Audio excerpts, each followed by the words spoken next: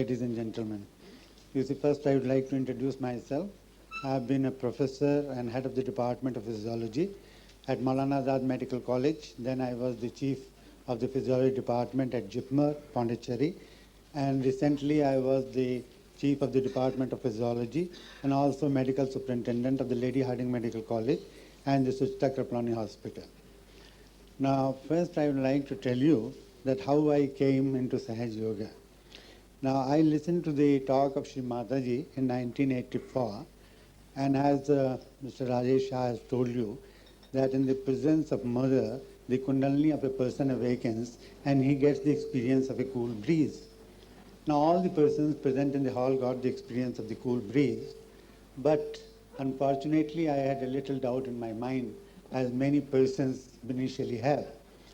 So I very humbly requested Sri Mataji that, Mother, I would like to do some research work because I would like to find out whether actually one gets a feeling of the cool breeze, or it is simply a subjective feeling, or he told me earlier also, it might be due to hypnosis or other thing. So I took the permission of Sri Mataji into my university faculty meeting, and I told them that I want to work on Sahaj Yoga and to establish whether one gets a cool breeze or not. There was a little opposition in the faculty meeting because they wanted to work more on fundamental aspects, but ultimately seeing that yoga is very important and one must know what happens, you see, when a yoga is done in the body, the university agreed on it and got it recognized as a subject for research. Now, two of my students, you see, I took one student who did a doctorate on Sahaj Yoga philosophy, and he tried to find out that what are the physiological effects of the Kundalini awakening by Sahaj Yoga. That was the first thesis done. It was presented, scrutinized by the examiners, foreign as well as outsiders, and Dr. Sethi, who was my student, got the degree of doctorate in physiology, in medicine, on this subject. Another student, Dr. Chug, is here. He was my student, postgraduate student, and he has also been given the degree of Doctor of Medicine on Sahaj Yoga. His work was on the role of Sahaj Yoga in the treatment of psychosomatic diseases. So these were the two theses, and they were very highly credited by the examiners. And in Lady Harding Medical College, we also started giving Sahaj Yoga to the patients, you see, for the treatment of psychosomatic diseases. Because of the first discovery, you see, of the physiological effects, we found that one is doing a Sahaj Yoga, you see, there are the changes, profound changes in the body which occur and which are very important, you see, for their utility for the human beings. Because in modern age, you see, you find what happens is that we are going into a stress and strain of life. If you read, you see, the medical literature, you find people say that it is the psychological stress which is responsible for increasing incidence of hypertension in most of the Western countries, developing countries, as well as the developed countries. And we found by our first thesis, you see, which work was done, that this could be a very important, if a person practices Sahaj Yoga, the stress factor can be managed very nicely. Because all the parameters you see for testing whether a person is in a state of stress, tension or anxiety, or he is in a relaxed state, were done, and we found that a person who did Sahaj Yoga only for 20 minutes a day, you see, in about 3 to 4 months' time, there were changes in his blood, there were changes in the heart, there were changes in the electroencephalograph, there were changes in the muscle activity, and the changes in the neurotransmitter. One of the very important neurotransmitter, adrenaline, you see, which is produced by the stimulation of the sympathetic nervous system. When you are anxious, you see, you are in tension, what happens is there is greater pouring of adrenaline in your body, and as a result of which your heartbeat increases, you see, and you find there is a muscle, you see, blood lactic acid increases, and persons, if they are having accumulated stress for years together, you develop various types of cardiovascular disorders, like essential hypertension is one, ischemic heart disease is another, and even arrhythmias. So we try to find out that how we try to do it on the patients. And that is how the work of Dr. Chu started, you see. And we did the work on patients, and we took two groups, you see. We took the patients with the hypertension as well as bronchial asthma. Bronchial asthma also has got a psychological factor in it, a stress factor. We took these two groups, and to our surprise, we found it gave a dramatic effect.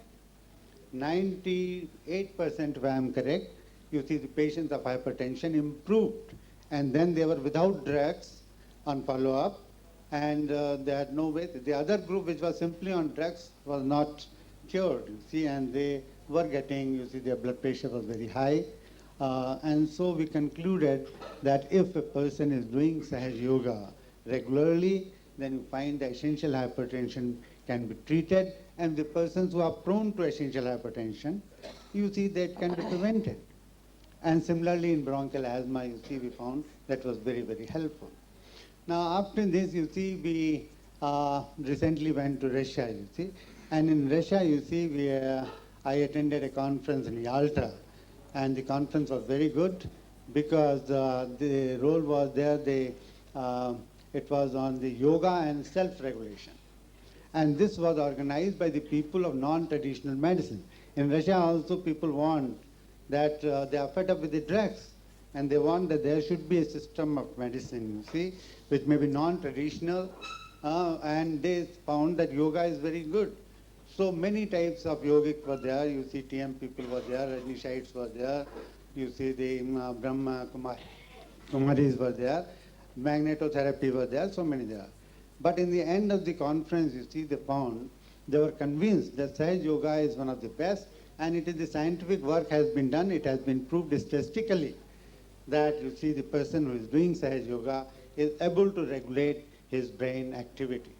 You see, as Mother has told, you see, when one is doing Sahaj Yoga, you are in balance. The activity of the sympathetic and parasympathetic, this is modulated, and you are in a balance, and that is how, when a person is doing Sahaj Yoga, your diseases are automatically cured. More so, they are prevented. If a normal person is doing, you can prevent the occurrence of disease. So in Yalta conference was very nice. Then in Moscow we had another conference, and there too it was a conference on yoga and sports. And I told them, if a person, you see there what happens in sports, you see they are also in great tension, because finding out that they should be able to keep the time, you see, and they should win in it and all those things. So I told them, if a person is doing Sahaj Yoga, you see, they will be able to manage the stress factor which is there. And again, you see, it also, because it acts at the level of the limbic system, you see, it might help in the efficiency as well. Then I gave a talk in the Institute of Neurology at Leningrad. You see, it's one of the very famous institutes there. They do a lot of operations.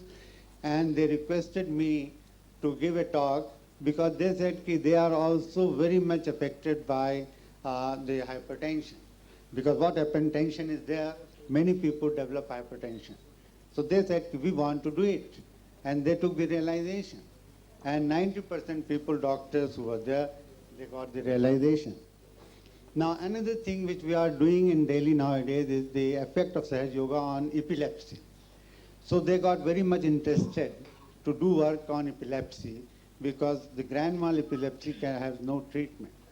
And the drugs which are given, they are to be given for the whole life. So they said it would be a very good idea if Dr. Rai, you could get this thing done here. And we are thinking, they have signed rather a project also, where we will go and give them the initiation, Sahaj Yoga, their patients, and they will try also to find out that what is the result. In Delhi, we are doing it in collaboration with the Defense Institute of Physiology and Allied Sciences.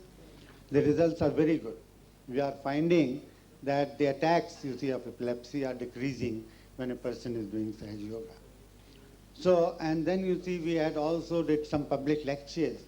And as Rajesh Shah told you just now, you see about 1,500 to 2,000 people were attending the lectures, and there were requests from many places that many centers may be opened.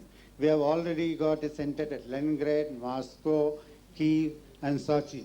There are the 4 places where the centers are there, but they wanted center at Tashkent, Yalta, Novosibirsk in Siberia, and so on. So there was a very good response, and the people think there that this could be one of the non-traditional system of medicine in Russia. They are very much. You see, the Ministry of Education, we had a meeting with them, and there I think the Deputy Minister was very much interested, and he said, Dr. Rai, can it help it in the development of the children? Can it help at the rehabilitation centers? I said, certainly. Because you see, as a physiologist, I know that if the actualization of the Kundalini takes place at the level of the limbic system, which affects the behavior of a person, naturally it is going to be very successful. Because the behavior of the children, you see, in the orphanages, you see, is a little different. So if they do it and practice, it comes down to a normal level. So they are thinking of doing a research on this as well. Similarly, in other schools also they want it, because it can also increase the creativity in children because of the connections of the limbic system with the frontal lobe. You find the children who are doing Sahaj Yoga, they excel in their performance. This is our own experience, Mother. At Delhi, we have seen some of the children who are very poor and who are coming to the centers and doing this. They stood first in their classes. Now, remarkable. This is all because of the creative power, you see. When the children are doing it, you see the Kundalini gets awakened. You see your frontal lobe is also stimulated, which is the seat for the higher intellectual activity. So we find that this is Sahaj Yoga. You see, Mother has discovered it. She is the founder of the science of Sahaj Yoga.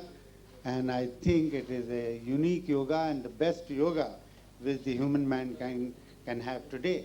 The drug problem, you see, which is there, can also be solved by this. You see, the people are taking drug. Why they take drug? It is because of the tension, because of certain problems, emotional problems, other problems are there. So if one starts doing it, all these things will improve. I know persons, you see, by my experience, you see, that they have left smoking, they have left alcohol. Persons who have been taking alcohol all their life. Now they don't touch it. They say, if I can't touch it, even if you offer them. So if such things can happen, I think it is a wonderful thing and best for the mankind.